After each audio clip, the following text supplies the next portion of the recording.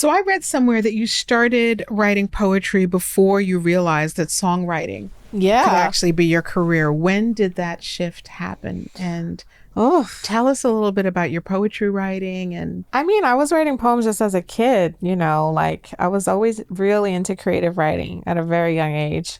I was writing, I mean, even before I was in school, like at 3, 4 years old, my mom still has these like drawings I made, and I was creating my own animals. And then when like first grade came around, like start writing poems, I was just like, oh great. I just loved writing poetry. I mean, silly like roses are red, you know, violets are blue, dumb poems, but I knew how to rhyme. And then once we got into like creative writing, I did really well, to the point where my teachers put me to the side and asked how I cheated on the state exam once. you know, Yeah. And I'm like, oh, okay. Do you ask all kids that? Or is it like, you know, that's when I started realizing how the world works a little bit. The identity the world was trying to put on you. Exactly. Exactly. I was about 10. And that was a hard lesson to learn so young. Yeah.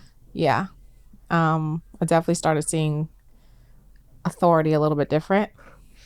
In a space where you're supposed to be safe, and also in a space that happens during your most formative years. You know, and the fact that so many people, and this is for the teachers who might be listening, for so many people who kind of bring their own beliefs into the classroom. Yep. And there are some students that take it in and allow that to inform the way that they walk the planet until years later they figure it out through some kind of personal growth or epiphany or experience.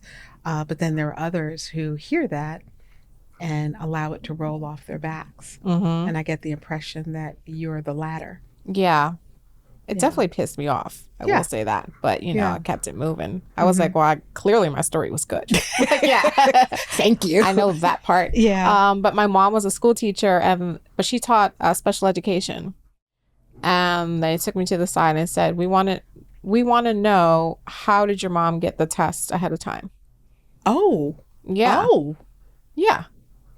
I was like, excuse me? My mom doesn't even teach English. Like, how would she even get a test like that? And why don't you ask her mom? Yeah. So my mom, she came to school several times over different instances.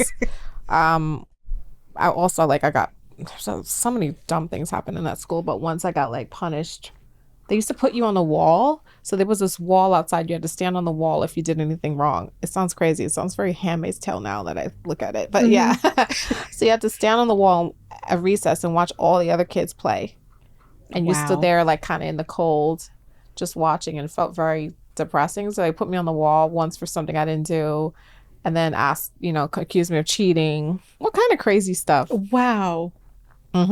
Yep. And I'm like, why would I have cheated? They were like, well, it's not possible to like write a story like that. Well, it was like a like you wrote an essay. It was like a live exam. I'm like, how could you even cheat that? It's like, and isn't the desire to have you write well and take all this education in and turn it into something wonderful? It was a crazy time. That is crazy. You know what else I was talking about the other day to someone who like definitely didn't experience this? I don't know if you remember this, but I remember at the same class, actually, we used to have the police department would come with a suitcase of drugs.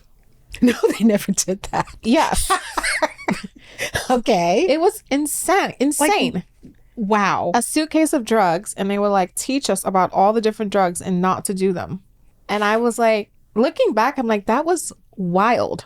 That is nonsensical.